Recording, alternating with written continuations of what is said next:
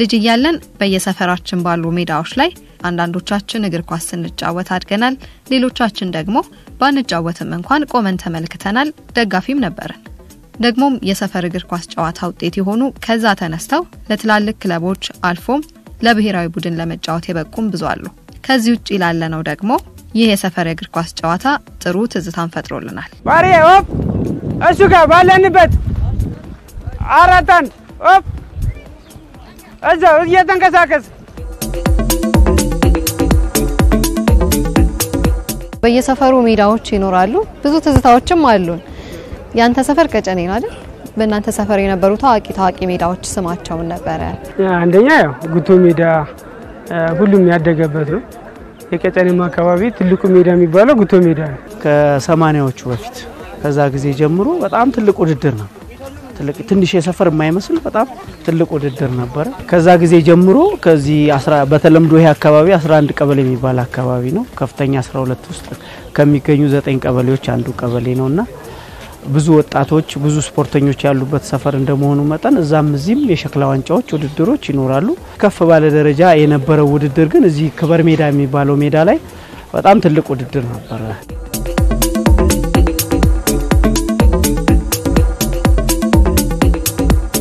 በሰዓቱ መሬቱ እንደዚህ አርቲፊሻል ሳር የተነጠፈበት አልነበረም አዋራ ነበር አይደል እንዴት ነበር የምትጫወቱት ክረምት ሲሆን ደግሞ መውደቅ አለ እሱን አስተዋሰለስ አዋራ ነው ሳር የሚባል አታይ ምክንያቱም በተፈጥሮ ማዋራም ስለሆነ እግርም ስለሚበዛበት በጋላ አዋራ ነው ክረምት ላይ ጭቃ እና የጭቃ ውድድር በጣም ደስ ይል ነበር በጣም ያጓጓ ነበር በጣም ያዝናናን ነበር የሚያንሸራታ አለ በዛ ሰዓት ደግሞ ሁሉም ቤት ታኬታ የለም እየተዋስን ነው ለምሳሌ እኔ ታኬታ ካለኝ ዙሩ እስኪያልቅ የኔን ታኬታ የተለያየ ሰው ያደረገን ነው የምንጫወተው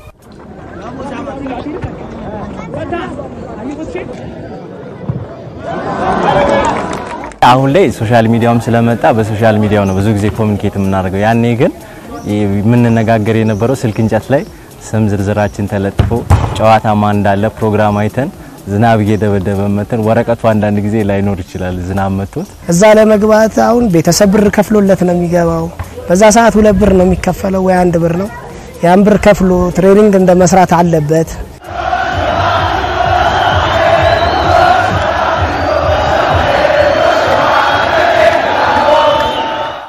አስቂኝው ነው የቡድን ስሞች ራሱ ይወጡ ነበር አይደለ አዎ እስቲ አንተ የምታስተውሰው ነገር እኔ አማስታውሰው ቡጥቆ የሚባል ቲም ነበር ተጫወተበት የነበረው ቲምስ ምን ነበር መጣሪያ እኛ ቀጨኔ ሁለተኛው መንገድ ነው የምንባለው ሁለተኛው መንገድ በምን ምክንያት ነበር እነዚህ አይነት ስሞች የምታወጡት መነሻችሁ ምንድነው ሰፈርሽ ነው መንደርሽ በዛ ላይ ደግሞ ለየት ለማለት ደግሞ ለየት ያለ ስም ምናምን ደግሞ በራስሽ መተሳሰብ ተስፋፍሪ ምናምን እየተባባለ በየእንትኑ ቲም ይወጣል የቡድን ስም የነበረው የኬላው መድፍ ይባል ነበር የኬላው መድፍ ያው ካርሰናል መድፈኛው የሚለውን ወስደን እዛው የተሰባሰብነው ደግሞ 11 ቀበሌ ነን ያው የኬላ ልጆች ስለነበርን የኬላው መድፍ መረበጥስ ጥበብ ልጅነት ምናምን የሚባሉ እግር ኳሳዊ የሆኑ ያው ራሳችንን ይገልጻል የሚሉትን ስም ይዘው ይመጣሉ አይዞ ጋላስ የሚባል ማስታወሰው ቲም ነበርና እሱን ይዘን ነበር ምን ወዳደር የነበረው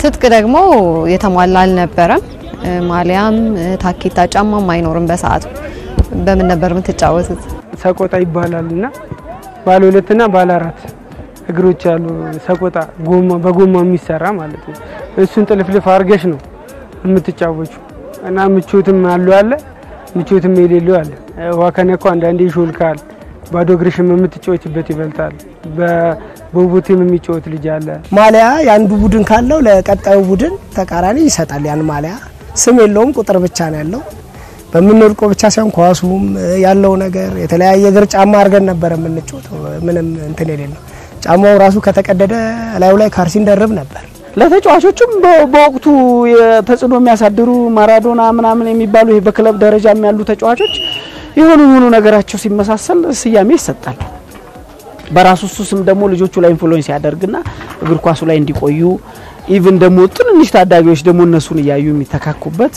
ስፖርቱ በጣም ጥቅም ነበረው። በዚህ ሂደት ነበር የሚያድግ የነበረው። የአፍሪካ ዋንጫ የገነነበት ጊዜ ነበርና በዛ ሰዓት የናይጄሪያ ቡድን የገነነበት ወቅት ነበር። የነሱ ተጫዋቾች ስሙላ ተሰጥቶን ነበር። በዛ ሰዓት እኛም የዚህ ሰፈር ሻምፒዮን ነበር።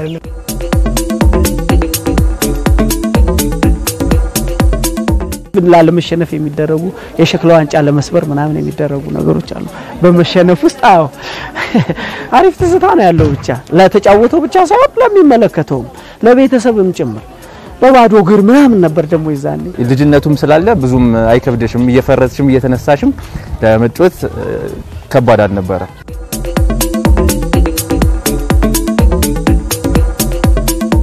ከየት ሰፈር ነበር እየመጡ የሚወዳደሩት?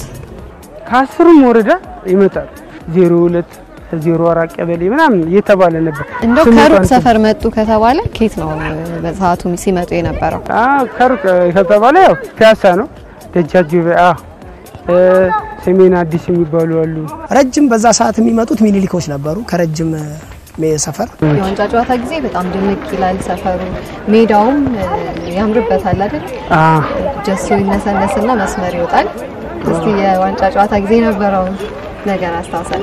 በጀሶ ሲሆን በእንትን ነበር አመድ እኔ ማስተዋወሰው። ለምሳሌ ቀጨሬ ደረሰላ ቦንፊት ይነፋና ከሰሉ ይጣላል። ዱቄቱን አመዱ ይሰመርበታል።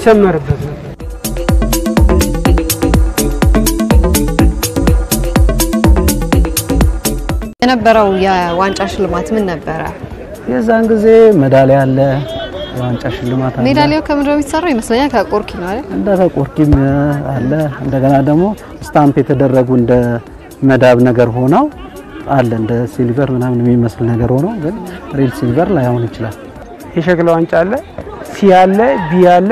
ከፍተኛው ደግሞ ትላልቆቹ ማለት ደረጃም አለው ማለት ነው። ደረጃም አለው። የቆርኪ ሁሉ ዋንጫ ነበረ። ይሄ በየእድሜ ካታጎሪ ይለያያል። ልጆች ስትሆኚ ራስሽ ቀጥቅጠሽ ምናምን ቆርኪ የምታዘጋጁአለ። ሲቀጥል በበረኪና ዋንጫ የምታዘጋጁአለ። አልፎ አልፎ ደግሞ የሆኑ በጎ ፈቃደኞች ስፖርቱን ለማነቃቃት አልፎም ትንንሽ ሳንቲሞች የሚገኙበት ነበርና ተመዝጋቢዎች 2 ብርም 5 ብርም እየከፈሉ በሸክላ ይሄን በአፈር የሚሰሩ ዋንጫዎች አሉ። የሆኑ ስዕሎች ያሉባቸው ለሱ ዋንጫ በጣም እንዳለም ዋንጫ ትልቅ ውድድር ነበር። ግብዣ የሚደረግ ነበር። ያለው ደግሞ ማንም ጨፍረሽ ገቢ ማንም ያበረታታሻል፣ ያደንቅሻል። ኢንሴንቲቭም ነበር። ኢንሴንቲቭ ስልሽ ማበረታቻ ይሸልምሽ ነበር። ዋንጫ ውስጥ ነበር የሚደረገው። ሃትሪክ ለሚሰራ ኮከብ ተጫዋች ለሚሆን እነዚህ አይነት ሽልማቶች ይዘጋጁ ነበር።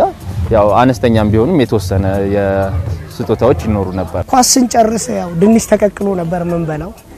የተለየ ነገር የለውም። እርስ በርስ ተረዳርተን ነበር እንትን የምንለው። ብዙ ደጋፊ ከተለያየ ቦታ ወላጆችም ልጆቻቸውን ለማየት ይመጡ ነበር። ድንኳን ይጣል ነበር።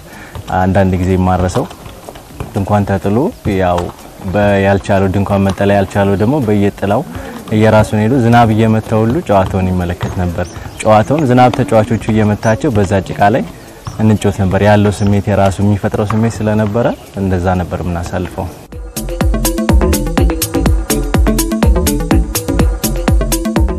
ለክለብም ለብሔራዊ ቡድንም ለመጫወት ብቁ የሆኑ ሰዎችን አፍርቷል አይደለ? እነዚህ የሰፈር እግር ኳስ ጨዋታ።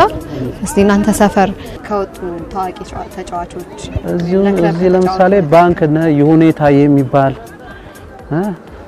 ወደዚህ ደግሞ የማነው በላይ ዘለቀ የሚጫወቱ የነበሩ እነ ሄኖክ እነ ድዬ እነ ሞገሴ እነ በላይ አቡበከር ናስርም ተጠቃሽ ከዚሁ ማለት ነው።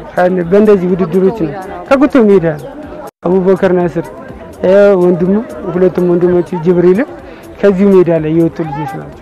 ፈረንሳይ ለጋሲዮን አካባቢ አፈወርቅ ጠናጋሻው የሚባል የኢትዮጵያ ብሔራዊ ቡድን በረኛ የነበረ አገሩን ወክሎ ብዙ የሰራ ከዛ በኋላም ደግሞ በክለብ ደረጃ የተጫወቱና ለምብርሃን የሚባሉ እና ኃይላት ጆሌ እነ ኤርሚያስ ባላግብር ምናምን የነበሩ በጣም ትልቅ ስም የነበራቸው በኢትዮጵያ እግር ኳስ ውስጥም ተጽዕኖ መፍጠር የቻሉ ሰዎች ነበሩ። በልጅነት ያን ጊዜ የፈጠርነው የወዳጅነት የኳስ ፍቅሩ ያመጣው ስሜት አድገን ደግሞ ወደ ስራ ማብረን እንድንሰራ ሌሎች ነገሮች ላይ ማህበራዊ ህይወት ላይ እንድንሳተፍ አግዞናል።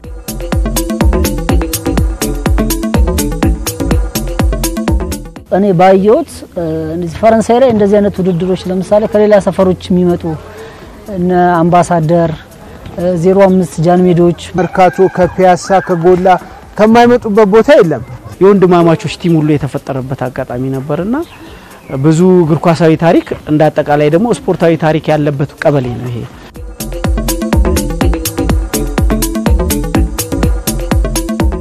ይህ ሜዳ ለፈረንሳይ ለጋሲዮንና ለሌሎች ሰፈር ልጆች ከሜዳነት በዘለለ ትርጉም አለው።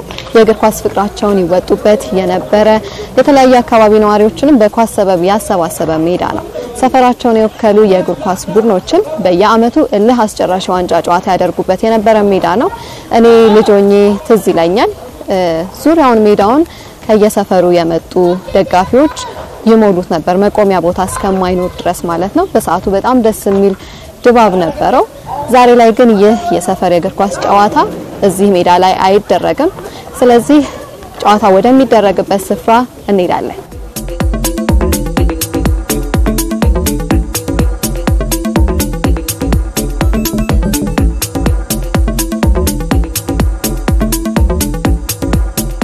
ፈረንሳይ አካባቢ ካለው ቡሬ ሜዳ የጀመረው የሰፈሮች የእግር ኳስ ጨዋታ ውድድር ላደጉበት ዓለማቸውም ታሪካቸውም ነው።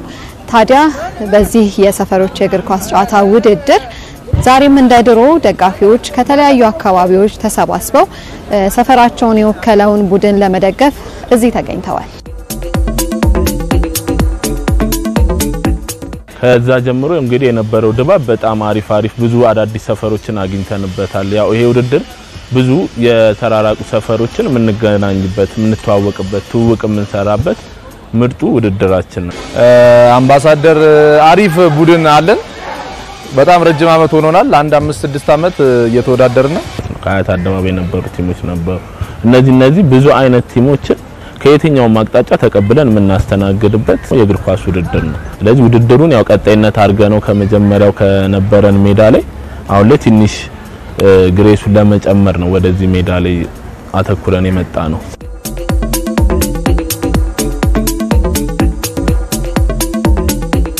ብዙ የክለብ አሰልጣኞች ምናምን እኛን ለመመልከት ይመጣሉና ያው እድሜያችንም ታዳጊዎች በመሆናችን መጠን ብዙ የክለብ እድል እናገኛለን።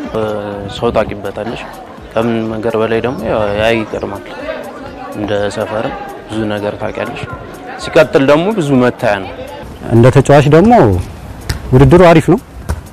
ኳስ ተጫዋች ለሆነም ፕሪሲዝን ዝግጅት ይሆናል። እንደ ዝግጅትም እንደ መዝናኛም ነገር ነው። ሰፈርን ክሬስቲቾች ያለው ስሜት ደስ የሚል ስሜት አለው።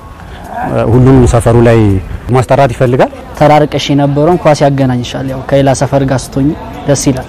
ታክሲ ላይ ምናምን ስትገናኝ ምናምን ደስ የሚል ነገር ነው ያለው ማለት ነው። የአንድ ሰዓት አካባቢ ያለን ወጣቶች የተለያየነበት ጊዜ ላይ ነው እና ያለነው። አሁን ግን በዚህ እግር ኳስ አማካኝነት ብቻ ሁላችንም እዚህ እየተገኘን ያለነው